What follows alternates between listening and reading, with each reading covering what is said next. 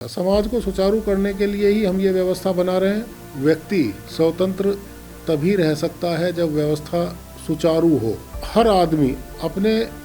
घर की साफ सफाई वर्ष में त्योहारों पर करता है। अपने जीवन को, अपनी दिनचर्या को और सहज बनाने के लिए उस सारे सामान को इधर उधर करता है या ठीक तरीके से व्यवस्थित करता है। व्यक्ति का जीवन प्रकृति प्रदत्त है। मूल अधिकार व्यक्ति का होता है और ये व्यक्ति का मूल अधिकार उस सीमा तक है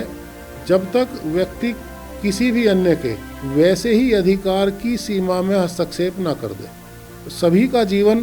प्रकृति ने दिया है, आवश्यक है वो अपनी पद्धति के अनुसार जिए, जैसा भी कुछ है। लेकिन समाज की दशा को अगर आदमी को कोई यथार्थ के अनुकूल आयाम देना है तो उसे विचार मंथन करना चाहिए।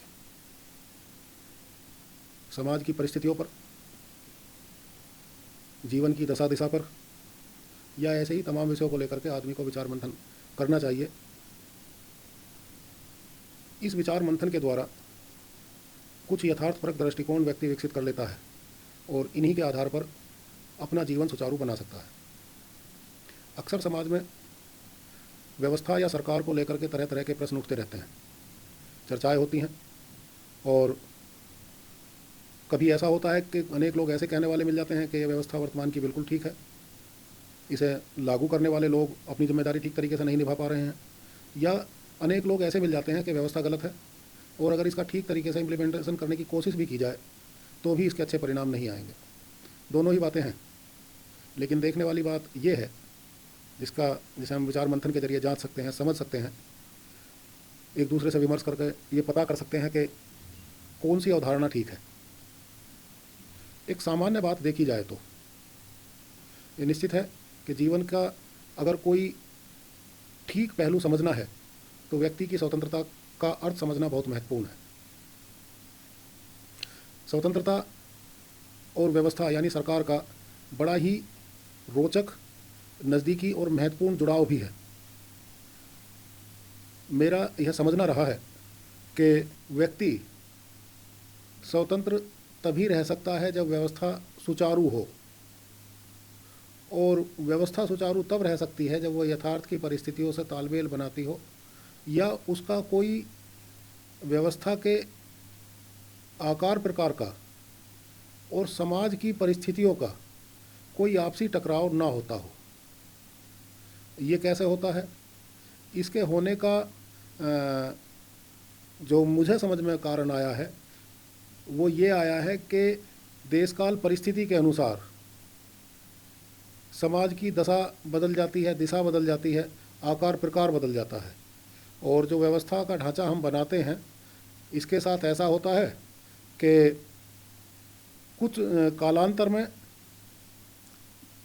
कुछ समय पूर्व के बनाए हुए नियम या सिद्धांत आने वाले समय के अनुकूल नहीं रह जाते हैं, और उसका कारण समाज का आकार प्रकार, जैसा कि मैंने अभी कहा, ये सब परिस्थितियां होती हैं। जब व्यवस्था के कायदों का, नियमों का या सिद्धांत का और किसी काल में रह रहे लोगों का ठीक तालमेल नहीं होता है तो निश्चित रूप से लोगों को ऐसे लगना लगता है कि व्यवस्था का ये तरीका हमारी स्वतंत्रता के दायरे में दखल दे रहा है। ये एक परिस्थिति अपने आप विकसित होती रहती है और मुझे लगा कि ऐसा सोचा जाना चाहिए, इस पर विमर्श होना चाहिए, लोगों के साथ बातचीत होनी चाहिए कि ये दृष्टिकोण, इसे इतनी आसानी से नकारा नहीं जा सकता है। ऐसा मैं इसलिए कह पा रहा हूँ कि हम जब देखेंगे, अगर मान लिया व्यवस्था परिवर्तन की जो बात जो मैंने जिक्र शुरू किया, अगर उसको ठीक तरीके से समझें तो हम ये देखते हैं कि हमारे अतीत में जितने भी हमारे युग पुरुष हुए हैं, आदर्श हुए हैं, जिन्होंने अपने अपने समय में व्यवस्था का ठीक दृष्टिकोण हमारे सामने रखा, उसमें जैसे भगवान राम हैं, कृष्ण हैं, बुद्ध हैं, या भारत के बाहर मोहम्मद हैं, ईसा है, इस प्रकार के जो सभी लोग हुए, जो विभूतियाँ हुई हैं, इन लोगों ने निश्चित रूप से अपने समय में स्थापित व्यवस्था जो उस समय जीवन पद्धति से टकरा रही थी, जीवन के सुचारू बनने को रोक रही थी, उसमें बदलाव की कुछ बातें की। वो वास्तव में बदलाव नहीं था। वास्तविक बात जहाँ तक मैं समझता हूँ इन सभी महान विभूतियों ने निश्चित रूप से व्यवस्था को उस समय के यथार्थ के अनुसार बनाने की कोशिश की। गांधी ने भी यही कोशिश की। हमारे स्वतंत्रता के नायक जितने भी हैं, स्वतंत्रता संघर्ष के नायक जितने भी हैं, उन्होंने भी इसी दृष्टिकोण से कोशिश की है। ये दरअसल में माना क्या जाता है, जो हमारे पूर्व के आदर्श हैं, जो महान विभूति हैं जिनका मैंने जिक्र किया है, ऐसे लोगों का हम आदमी मान ये लेता है कि इन लोगों ने जो व्यवस्था का दृष्टिकोण स्थापित किया है, जो परंपरा के रूप में ढल गया है, अगर हम उस परंपरा को कुछ परिवर्तित करना चाहते हैं, यथार्थ के अनुकूल बनाना चाहते हैं, तो लोगों का समझना ऐसा हो जाता है कि निश्चित रूप से हम अपने उन महान आदर्शों को चुनौती दे रहे हैं, उनका अस्तित्व नकारने की बात कर रहे हैं, जबकि ऐसा नहीं होता है। मैंने पहले भी कहा है कि निश्चित रूप से उन लोगों ने भी अपने समय में स्थापित व्यवस्थाओं को समय के अनुकूल बनाने की कोशिश की थी, जिसे अगर ठीक तरीके से देखा समझा जाए तो वो उस समय का व्यवस्था परिवर्तन ही था। क्योंकि जो पूर्व की व्यवस्थाएं थी वो निश्चित रूप से टकराव पैदा कर रही थी यथार्थ की परिस्थितियों से। वैसे ही प्रश्न हमेशा आदमी के सामने खड़े रहते हैं। ये एक छोटे से उदाहरण के साथ समझा जाए तो हर आदमी अपने घर की साफ सफाई वर्ष में त्योहारों पर करता है। वैसे तो सामान्य साफ सफाई तो रोज़ ही करता है, लेकिन मुख्य रूप से साल भर में एक दो बार त्योहारों पर ज़रूर करता है। और उस समय क्या होता है कि जो सामान जहाँ रखा हुआ है कई बार उसे दूसरे स्थान पर रख देता है, और मतलब स्थान का जो प्रयोग वो करता है अपने घर में, जो उसने अपने घर में व्यवस्था बना रखी है, सहजता अपने जीवन को, अपनी दिनचर्या को और सहज बनाने के लिए उस सारे सामान को इधर उधर करता है या ठीक तरीके से व्यवस्थित करता है। यही बात गांव के मामले में भी लागू होती है, यही बात शहर के मामले में भी लागू होती है, प्रदेश के मामले में लागू होती है, देश के मामले में लागू होती है, दुनिया के मामले में लागू होती है। ये ऐसा संभव ही नहीं है कि व्यवस्था का कोई एक ढांचा एक समय में बना दिया जाए और वो फिर हमेशा चलता रहेगा। अगर देखा जाए तो मान लिया व्यवस्था परिवर्तन की एक बात जैसे अरब में हुई, मोहम्मद साहब ने की, अब से करीब करीब 1400 साल पहले। तो जो मोहम्मद साहब ने अरब में व्यवस्था बनाई, ये कहा जा सकता है कि अरब की उस समय की देशकाल परिस्थितियों के अनुसार जो व्यवस्था वहाँ बनी उसे अनुकूल कहा जा सकता है उन दशाओं के, क्योंकि लोगों का कुछ जीवन वहाँ सुचारू हुआ। लेकिन हम ये कहें कि वही व्यवस्था पूरी दुनिया की बन सकती है, तो ये कोई समझदारी का निर्णय नहीं हो सकता है, ये कोई ठीक बात नहीं कही जा सकती है। एक परिस्थिति थी, वहाँ जो लोग रह रहे थे उनके अनुसार किसी कालखंड में व्यवस्था बनाई गई और फिर दशा नहीं रही उसके प्रसार की। अब क्या हो रहा है दुनिया में, अगर हम उस ऐसे ही मान ले इस्लाम के सिद्धांतों को या दुनिया की दूसरी जातिगत या धार्मिक व्यवस्थाओं को पूरी दुनिया की व्यवस्था का नैरेटिव बनाने की कोशिश करेंगे, तो निश्चित रूप से ये दुष्परिणाम आएगा कि वे व्यवस्थाएं होंगी तो अनुकूल नहीं, समाज के जितना फैलाव है दुनिया में आज उसके अनुकूल तो होंगी नहीं, और हम मानेंगे ये कि एक हमारे महान आदर्श का अपमान किया जा रहा है। अनावश्यक सांप्रदायिक संघर्ष भड़केंगे, जातीय संघर्ष भड़केंगे, हिंसा फैलेगी, समाज के सामाजिक स्वरूप के विरुद्ध अनेक प्रकार के संकट खड़े होंगे, और हम कुछ लोग इस बात पर जम जाएंगे कि हमारे एक आदर्श का अपमान हो रहा है, और कुछ लोग इस बात पर खड़े हो जाएंगे आमदा होकर कि हम ऐसा होने नहीं देंगे क्योंकि इसकी आवश्यकता नहीं है। तो समझना आदमी को ये चाहिए कि व्यवस्था हमेशा यथार्थ की होती है, देशकाल परिस्थिति की होनी चाहिए। ये बात बिल्कुल मैं नहीं कह रहा हूँ कि हमें अपने पूर्व के आदर्शों द्वारा स्थापित व्यवस्था को नकार देना चाहिए, नकारने की बात मैंने नहीं कही है। हमें सीखने की ज़रूरत है कि किसी दशा में किसी महान विभूति ने समाज के ढांचे को चुस्त दुरुस्त बनाने के लिए कुछ उपाय किए थे जो कालांतर में समय बीतने के साथ यथार्थ के अनुकूल नहीं रह गए हैं। उनसे अगर हम किनारा करते हैं या उन्हें एक तरफ थोड़ा सा अपने जो रोज़मर्रा का जीवन है उससे धकेलते हैं और कोई उसके अगले स्टेप की सार्वभौमिक व्यवस्था लाने की कोशिश करते हैं, तो ये कतई उन लोगों का अपमान नहीं है, बल्कि वास्तविक अनुसरण अपने आदर्शों का यही है कि उन्होंने जैसा अपने कालखंड में किया था हम अपनी दशाओं में कर रहे हैं। अब बात आती है व्यवस्था के सिद्धांतों की। ये स्वतंत्रता के प्रसार से आम आदमी स्वतंत्रता का भोग किस प्रकार करे, मैंने अपनी बात कहने शुरू करी थी। और मैं इस बात में एक बात और जोड़ दूं कि वास्तव में स्वतंत्रता का जो मामला है वो ये है कि हर आदमी अपने तौर तरीक़ों को अपने जीवन में ज़रूर आजमाना चाहता है, लेकिन उसकी सीमा बस इतनी है कि उसके तौर तरीके किसी दूसरे के दायरे में हस्तक्षेप ना करते हों, और अगर वो हस्तक्षेप करेंगे तो फिर निश्चित रूप से समाज में उपद्रव खड़ा हो जाएगा। अब स्वतंत्रता किस प्रकार व्यवस्थित हो, उसके लिए व्यक्ति के मूल अधिकार की एक प्रकार से सुरक्षा की जिम्मेदारी जो हम समाज में व्यवस्था बना रहे हैं उसकी होती है, और तो उसकी होती है। अब इस मूल अधिकार के आधार पर ही पूरी व्यवस्था का ताना बाना बुना जाना चाहिए। मूल अधिकार व्यक्ति का प्रकृति प्रदत्त होता है, उसे कोई सरकार नहीं दे सकती, कोई संविधान नहीं दे सकता, क्योंकि ना सरकार प्रकृति प्रदत्त है और ना संविधान। व्यक्ति का जीवन प्रकृति प्रदत्त है। कहा तो ये भी जा सकता है कि व्यक्ति के अतिरिक्त जो जीव जगत है उन सभी को भी प्राकृतिक रूप से जीवन मिला है, तो उनका भी कोई मूल अधिकार का प्रश्न उठेगा। लेकिन इस मामले पर मेरा मानना ये है कि अगर हम आम आदमी के मूल अधिकार की बात करते हैं और उसके साथ अन्य जीव जगत के मूल अधिकार की भी बात करते हैं, तो निश्चित रूप से बुद्धि और विवेक का जो समागम व्यक्ति को प्रकृति ने दिया है, अन्य जीव जगत को वैसा नहीं मिला है,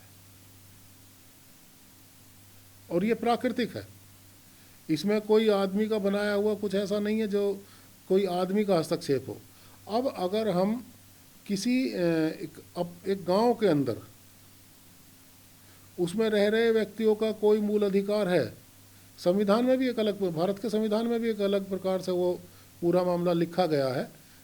लेकिन मैं जो सोचता समझता हूँ उसका थोड़ा दृष्टिकोण अलग है। अब एक गांव में अगर जो उसमें लोग रह रहे हैं उनका सबका अपना अपना मूल अधिकार है, और अगर उस गांव में रह रहे लोग जो मवेशी पालते हैं, जो पशुपालन करते हैं, अगर एक छोटा सा बात सोची जाए, उन पशुओं के भी मूल अधिकार को व्यवस्था में उसी प्रकार स्वीकार कर लिया जाए जिस प्रकार व्यक्ति का किया जा रहा है, तो निश्चित रूप से फिर हम उनके साथ वैसा आचरण नहीं कर सकेंगे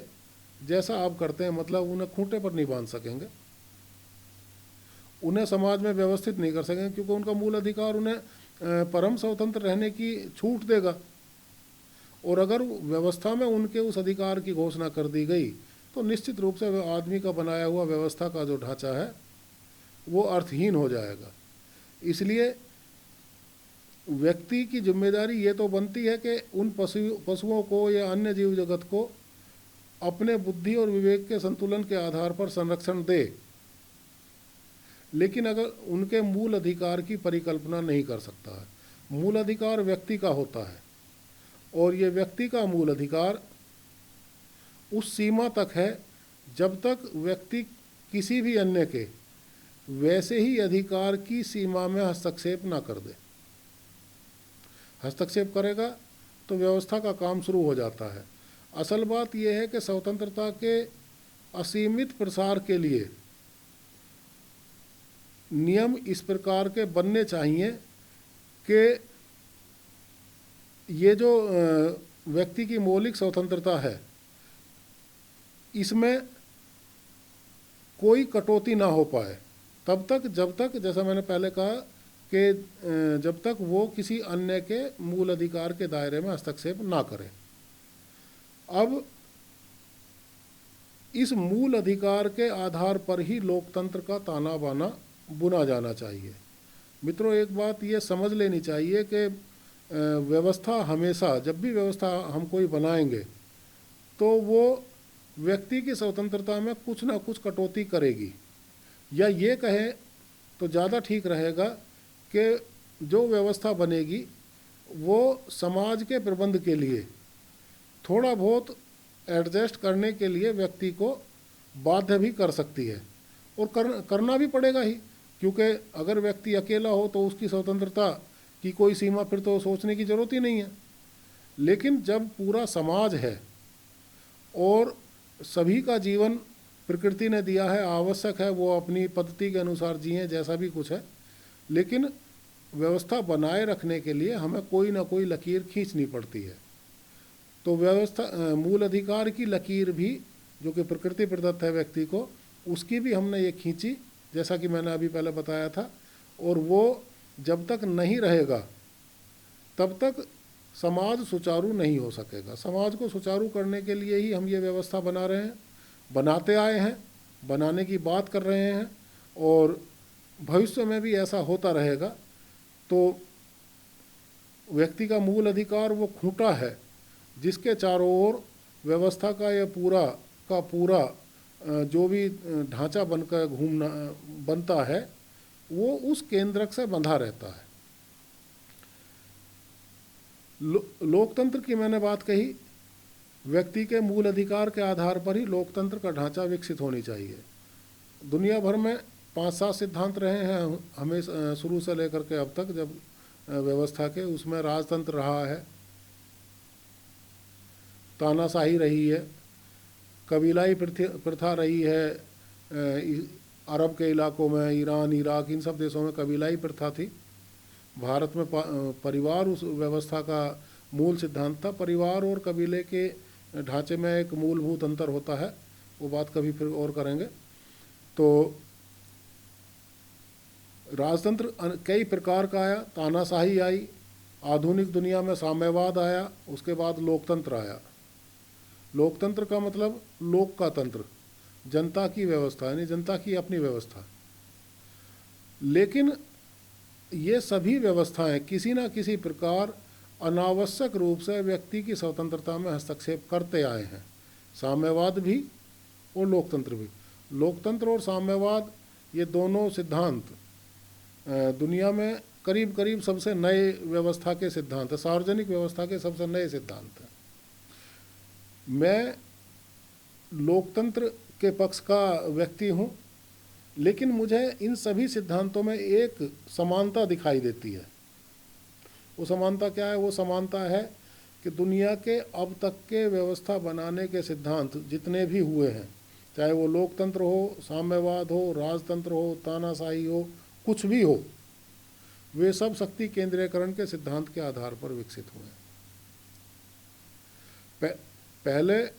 एक व्यवस्था का ढांचा तैयार किया जाता है, उसमें कहीं ना कोई एक व्यक्ति में शक्ति निहित होती है, और उस शक्ति के द्वारा वो समाज की व्यवस्था चलाता है। ये बात ठीक है कि शक्ति के बगैर किसी क्रिया का, किसी सृजन का, किसी व्यवस्था के लागू होने का प्रश्न नहीं उठता, शक्ति चाहिए ही। लेकिन मेरा सोचना समझना ये है कि अगर व्यक्ति जो कि रोज़ आधुनिक सभ्यता की ओर रोज़ बढ़ता जा रहा है, हमेशा से होता आया है कि आदमी जितना कल था उससे आज आधुनिक हुआ है, और ये आधुनिक व्यवस्था का ढांचा जब बनता जा रहा है तो प्रश्न ये है सबसे महत्वपूर्ण कि क्या इस इतना आधुनिक होने के बाद भी व्यक्ति के सभ्यता का विकास इस स्तर का नहीं हो पाया है आज तक कि व्यवस्था को शक्ति के अभाव में भी चलाया जा सके, व्यक्ति व्यवस्थित रह सके, ऐसा कुछ उसकी सभ्यता का कोई मानक अभी तक तय नहीं हो पाया है। अक्सर दुनिया में लोकतांत्रिक देश जितने भी हैं, कई लोकतांत्रिक देश आपस में युद्ध करते रहते हैं। कई दूसरी विचारधाराओं के जो राज्य हैं या सरकार हैं या देश हैं, उनके आपस में टकराव होते रहते हैं। कई का धार्मिक आधार पर टकराव होता रहता है, कुछ के सामाजिक और क्षेत्रीय कारण हैं, कुछ के व्यापारिक कारण हैं। अगर ये सब कारण आदमी की सोच समझ के ऊपर हावी हो जाते हैं कि मान लिया कोई दो लोग धर्म के आधार पर लड़ रहे हैं और धर्म के आधार पर वे हिंसा कर रहे हैं, तो क्या हम ये कह सकते हैं कि हम अब और कौन सी सभ्यता का विकास करना चाहते हैं? क्या जानना चाहते हैं कि हम बिना मतलब के वर्ग संघर्ष के आधार पर लोगों के बीच फसाद खड़ा रहता है और निर्णय कौन करता है? सरकार की एक ताकतवर इकाई। अगर झगड़ा स्थानीय है तो पुलिस उसका कुछ करती है, अगर दो देशों का झगड़ा हो गया तो फौज आ जाती है, अगर कुछ और भी मामले हैं तो कुछ और समाज के संगठन बनते हैं। अगर यही सब कुछ होते रहना है तो फिर व्यक्ति को ये प्रश्न पर विचार जरूर करना पड़ेगा कि भाई हमारी सभ्यता का आधार क्या है,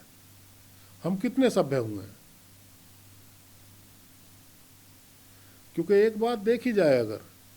अभी दुनिया में पिछले 5-7 महीने से बड़ा ही खतरनाक युद्ध का एक माहौल बना हुआ है, बना हुआ तो वो कई वर्षों से हमेशा से बना हुआ है, लेकिन पिछले 5-7 महीने में ज़्यादा संकट गहराया है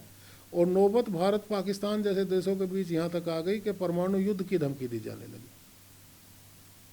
अगर भारत पाकिस्तान के बीच परमाणु युद्ध हो जाए तो निश्चित रूप से ऐसा हो सकता है कि भारत पाकिस्तान का तो युद्ध है, लेकिन पड़ोस में जो 10-5 छोटे मोटे देश रह रहे हैं या बड़े देश भी रह रहे हैं, उस परमाणु हमले की जद में वे लोग भी आएंगे और निश्चित रूप से उनका भी नुकसान होगा।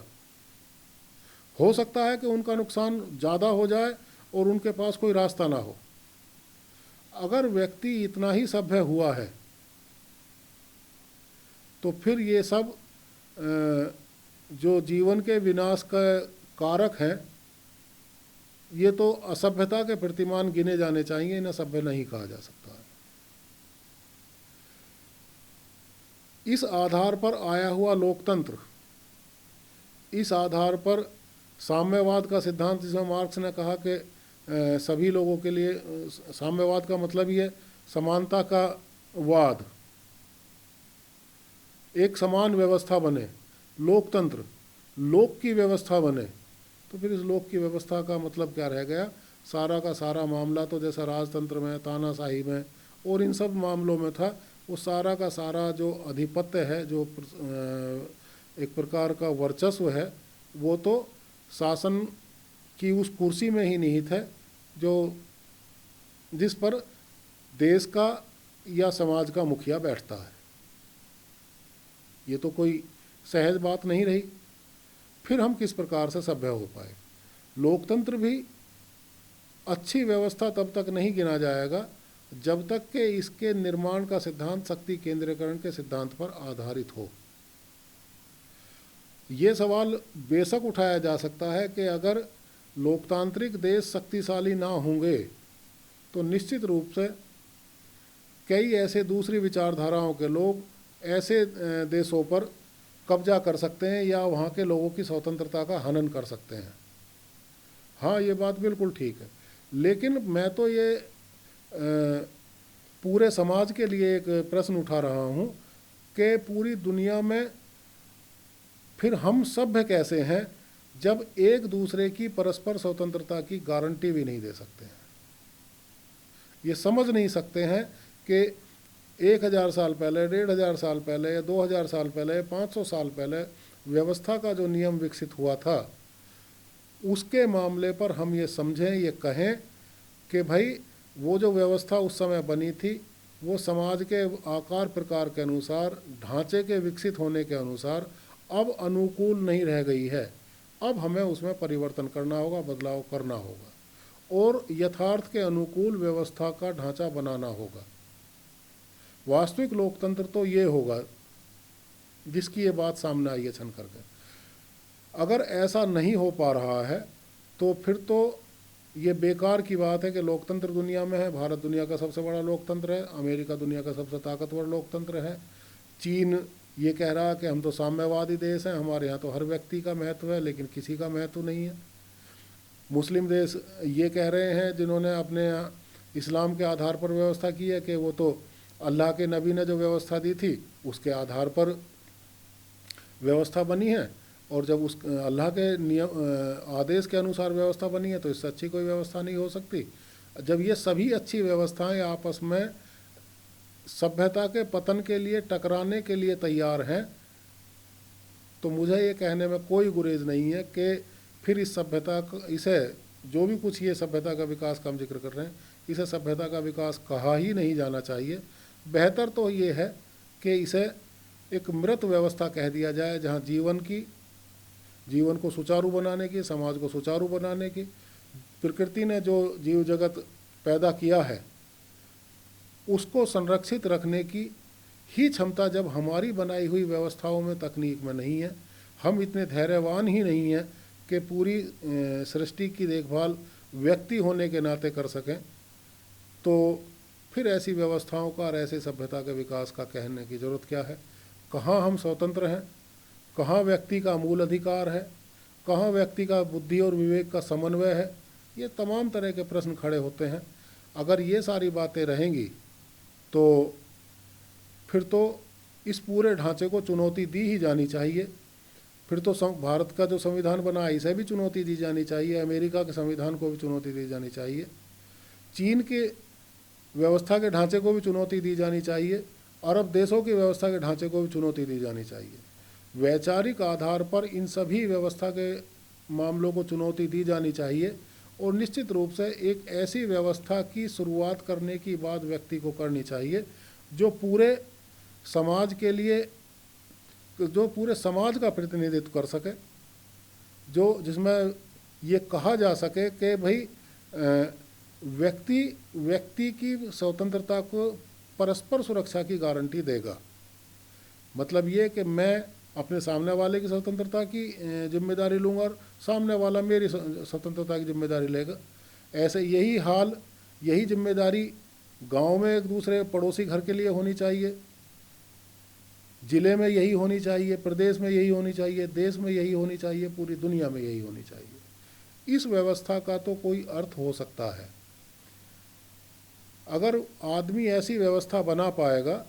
तो जो प्राकृतिक संकट मानव जाति पर आते हैं या अन्य प्रकृति पर आते हैं उन्हें भी हम मिलजुल कर ज़्यादा आसानी से हल कर सकते हैं। और शायद फिर ये झगड़े झंझट भी घटेंगे कि कोई सरकार टैक्स को इस प्रकार लगाती है व्यवस्था चलाने के लिए, कोई सरकार टैक्स को उस प्रकार लगाती है। कभी अब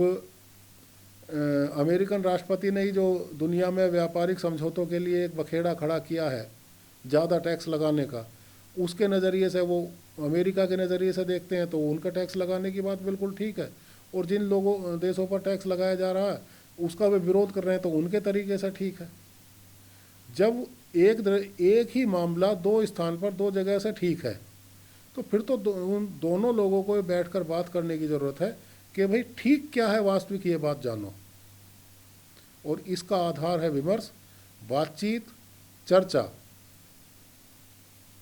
जब तक ये प्रक्रिया नहीं समाज आजमाना शुरू करेगा तब तक तो हम किसी ठीक लक्ष्य की तरफ नहीं बढ़ सकेंगे। और जो लोकतंत्र आज हम कह रहे हैं कि पूर्ण लोकतंत्र ऐसा होना चाहिए, भारत का संविधान बड़ा उच्च कोटि का आदर्श है, तो मैं समझता हूँ कि इस लोकतंत्र को बदल करके पूरी दुनिया में जो प्रातिनिधिक लोकतंत्र है उसे सहभागी लोकतंत्र में परिवर्तित होना चाहिए। व्यक्ति को बैठना चाहिए, इस मामले के लिए व्यक्ति समूह को बैठना चाहिए, पूरी दुनिया के बीच में चर्चा उठे, बातचीत हो, तब कुछ हम ठीक दिशा में बढ़ सकेंगे और उसका कोई मानवता के हित का अच्छा परिणाम आ सकेगा। धन्यवाद।